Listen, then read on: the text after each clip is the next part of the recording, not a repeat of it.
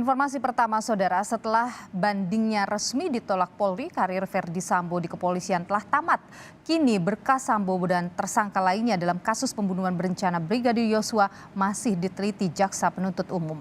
Pekan depan menjadi waktu terakhir jaksa menentukan hasil pemeriksaan. Mantan Kadif Propampori Irjen Verdi Sambo resmi dipecat dari kepolisian melalui sidang banding kode etik profesi Polri pada 19 September lalu. Namun, itu bukan akhir dari kasus ini. Masih ada perkara pidana yang menanti Sambo sebagai tersangka kasus pembunuhan berencana Brigadir Yosua. Lantas, sudah sejauh mana proses pidana Sambo dan tersangka lainnya? Kejaksaan Agung telah menerima 12 berkas pembunuhan Brigadir Yosua untuk diteliti. 12 berkas perkara itu terdiri dari 5 berkas yang menyangkut pasal 338 dan 340 tentang pembunuhan berencana dan 7 berkas terkait perintangan penyidikan atau obstruction of justice. Kejagung berharap berkas kasus pembunuhan Yosua segera dinyatakan lengkap dan segera disidangkan. Kalau menurut aturan kita diberikan waktu 14 hari. Ya. 1 minggu menyatakan sikap, 14 hari mengembalikan berkas ketika berkas itu dinyatakan tidak lengkap.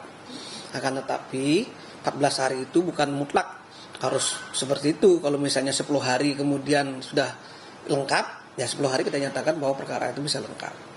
Dan yang paling terpenting adalah tim penuntut umum dan tim penyidik ini sudah melakukan koordinasi yang secara intensif.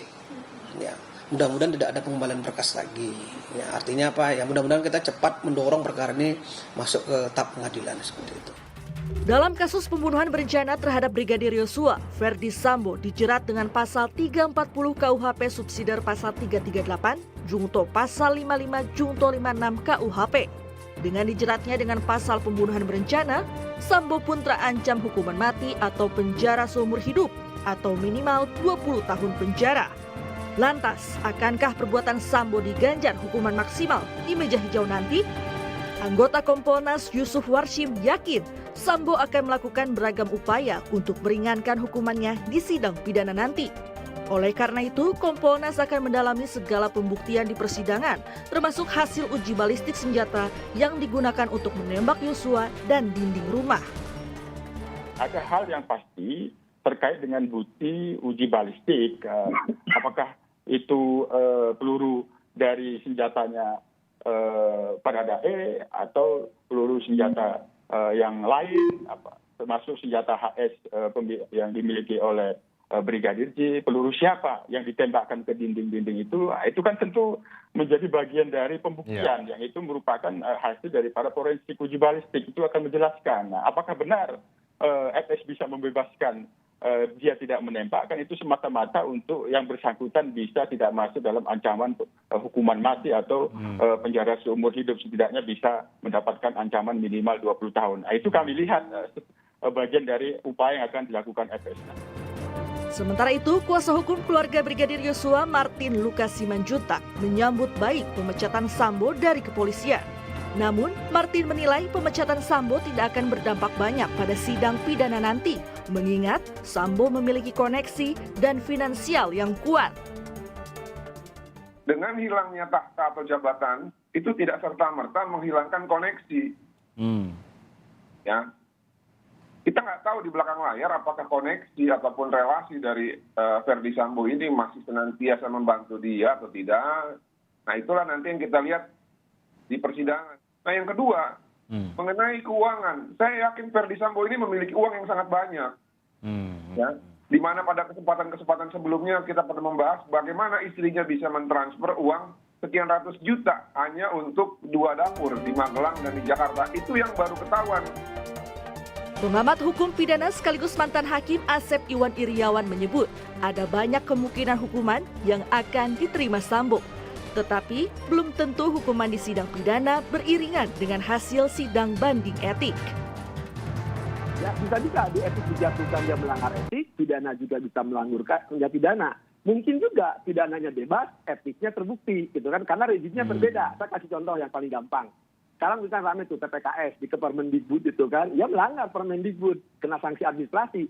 Tapi secara pidananya mungkin dia tidak terbukti perkosaannya atau cabulnya. Tapi Yang kita berharap sekarang ya etisnya terbukti, pidananya terbukti. Tapi biasanya telat. Kalau di etisnya terbukti, ya boleh dikatakan pidananya kena. Gitu. Cuman ada hal tertentu yang sifat tadi pribadi, ya itu dua-duanya ada yang tidak, ada yang sama, ada yang beriringan, ada yang beririsan, ada yang bertentangan malah. Hingga kini, publik masih menunggu kasus pembunuhan berencana Brigadir Yosua bisa segera naik ke meja hijau, agar kasus pembunuhan yang menyedot banyak perhatian dari masyarakat ini bisa segera dibuktikan di persidangan. Tim Liputan Kompas TV. Dan saudara, untuk mengetahui pemberkasan kasus pembunuhan berencana Brigadir Yosua, kita telah terhubung dengan jurnalis Kompas TV, ada Triksi Valencia di Kejaksaan Agung Jakarta. Triksi, selamat siang. Bagaimana Triksi kelengkapan berkas kasus pembunuhan Brigadir Yosua ini? Kapan tenggat waktu berkas ini harus selesai? Ya, Nilu dan juga saudara, selamat siang. Memang sampai saat ini masih dilakukan penelitian karena jaksa juga memiliki waktu 14 hari kemudian untuk meneliti berkas perkara. Ini dibagi menjadi dua, Nilu. Ada yang melakukan penelitian, kemudian dalam 7 hari kemudian bisa dilakukan atau memberikan petunjuk bagi para penyidik untuk melengkapi apa yang menjadi kekurangan dalam setiap berkas perkara yang sudah disampaikan atau sudah dilimpahkan kembali ke jaksa penuntut umum. Kalau misalnya kita melihat memang pada tanggal 13 dan pada tanggal 14 dan juga 15 September kemarin sudah dilimpahkan ke JPU 5 berkas perkara terhadap tersangka pembunuhan Brigadir Yosua. Ini pada tanggal 14, kemudian juga pada tanggal 15 ini berkas perkara terhadap 7 orang tersangka terkait kasus perintangan penyidikan atau obstruction of justice. Jadi kalau misalnya melihat memang saat ini sudah memasuki hari ke-7, Nilu dan juga saudara, dan tentu ini harus dilakukan terus-menerus. Penelitian terhadap berkas perkara ini tidak boleh ada yang terlewatkan, tidak boleh ada yang kurang, karena nanti ketika bisa dinyatakan sudah lengkap dan P21, ini yang kemudian dibawa ke pengadilan dan harus dipertanggungjawabkan di pengadilan oleh para jaksa penuntut umum. Bagaimana bisa membuktikan setiap dakwaan-dakwaan terhadap tersangka yang sudah tertulis di dalam berkas perkara, Niluh dan juga saudara. Dan tadi kalau misalnya kami berbincang dengan Kepala Pusat Penerangan Hukum, yakni Ketut Sumedana, mengatakan bahwa ini merupakan komitmen dari para jaksa penuntut umum, yakni hanya melakukan P19 1 kali saja. Kalau kasus-kasus yang lain, ini P19 bisa dilakukan lebih dari 1 kali, bisa 3 kali maksimalnya. Tapi karena memang kasus ini sudah menjadi perhatian dan memang harus segera diselesaikan, Nilu dan juga saudara, jadi komitmen dari JPU ini hanya membuat P19 1 kali saja. Jadi ketika sudah dikembalikan ke jaksa penuntut umum, saat ini koordinasi secara intens, komunikasi terhadap penyidik terus-menerus dilakukan untuk benar-benar memenuhi apa yang setiap unsur-unsur dari formil maupun juga material benar-benar terlengkapi, benar-benar dinyatakan lengkap. Kesesuaiannya sudah pas semua dengan konstruksi, kemudian juga dengan alat bukti, dengan keterangan-keterangan yang disampaikan, ini dinyatakan sudah bisa sesuai dengan sangkaan-sangkaan yang maksud kami sudah sesuai dengan pasal-pasal yang disangkakan terhadap tersangka. Nah, pertanyaannya kemudian apakah ketika sudah dinyatakan lengkap dan sudah dinyatakan P21, apa yang menjadi langkah dari jaksa penuntut umum selanjutnya? Nah, berikut keterangan yang disampaikan oleh Ketut Sumedana selaku Kepala Pusat Penerangan Hukum Kejaksaan Agung. Biasanya kalau setelah P21, ya, penuntut umum sudah membuat rencana dakwaan, surat dakwaan yang didasari dari berkas perkara yang diajukan oleh penyidik. Dasar-dasar membuat satu surat dakwaan. Ya. Setelah surat dakwaan itu dibuat, dalam waktu kurang lebih 7 hari, itu perkara sudah dilimpahkan ke pengadilan. Gitu loh. Bahkan 3 hari bisa dilimpahkan secepatnya, gitu loh. Karena apa? Sebelum membuat dakwaan itu, pada saat penelitian berkas perkara, mereka sudah membuat konstruksi yuridis dari perkara ini.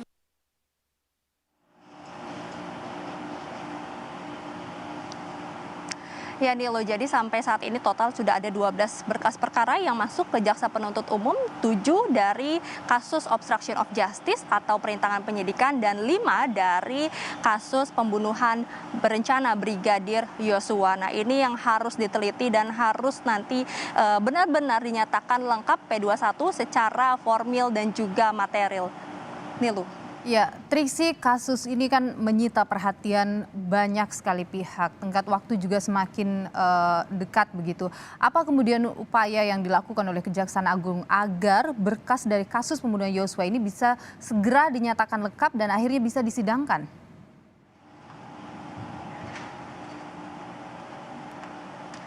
Ya, Nilo, tadi tentu yang pertama adalah terus melakukan komunikasi secara intens dengan para penyidik.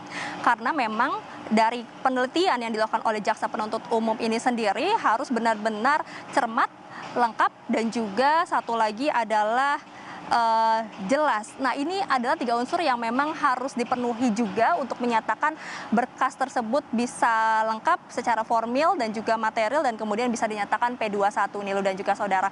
Komitmennya juga adalah setelah SPDP ini dikeluarkan, maksud kami sudah SPDP ini disampaikan kepada JPU. JPU ini sendiri juga sudah mengerahkan atau menginstruksikan beberapa jaksa penuntut umum seperti 5 tersangka terhadap kasus pembunuhan Brigadir Yosua. Ini ada 30 jaksa penuntut umum yang benar-benar melakukan penelitian terhadap 5 berkas perkara tersebut. Sementara untuk 7 berkas perkara terhadap kasus perintangan penyidikan, ini ada 43 jaksa penuntut umum yang dikerahkan untuk meneliti berkas perkara tersebut yang sudah dilimpahkan. Jadi benar-benar bukan hanya dari komunikasi tapi juga dari koordinasi dan juga tentu dari kecepatan. Nah, ini yang tadi disampaikan juga oleh Ketut Sumedana selaku Kapus Penkum Kejaksaan Agung, karena melihat ini sudah menjadi komitmen bukan hanya dari Kapolri saja tapi juga dari Kejaksaan Agung, dan tentu ini juga sudah dinantikan oleh masyarakat luas kapan kemudian kasus ini bisa naik ke pengadilan dan disidangkan. Maka dari itu semua segala macam usaha percepatan ini juga dilakukan. Tapi tentu dalam hal percepatan penelitian dan juga pelengkapan berkas tidak mengesampingkan ketelitian dan juga kecermatan dalam menentukan berkas perkara ini sudah lengkap, Nil dan juga saudara. Dan kemudian yang juga menjadi atensi salah satunya adalah bagaimana nanti ketika sudah di persidangan ini juga bisa dilakukan secara terbuka. Karena kita melihat bagaimana kasus ini berjalan dari awal lalu kemudian sampai dibentuk tim khusus, komitmennya adalah untuk membuat masyarakat ini percaya bagaimana kasus yang diselesaikan ini secara transparan dan akuntabel, tidak ada yang ditutup-tutupi atau tidak ada hal-hal yang ikut campur dalam perumusan, maksud kami dalam pengusutan dan juga penyelesaian kasus ini. Maka dari itu nanti ketika di persidangan yang kemudian membuka setiap apa yang menjadi keterangan, apa yang menjadi barang bukti dari setiap tersangka atau yang sudah dikumpulkan oleh penyidik, ini yang juga kita harus nantikan, Nilo, persidangan secara terbuka. Tapi tadi juga yang menjadi catatan dari Ketut Sumedana, Kapus Penkum Kejaksaan Agung adalah memang persidangan terkait maksud kami terkait kasus pembunuhan maupun juga perintangan penyidikan ini bisa dilakukan secara terbuka. Tapi apabila memang sudah ada unsur-unsur kesusilaan, maka persidangan ini harus dilakukan secara tertutup. Karena ini yang sudah diatur dalam KUHAP. Jadi ini bisa dilakukan semi begitu secara terbuka terlebih dahulu,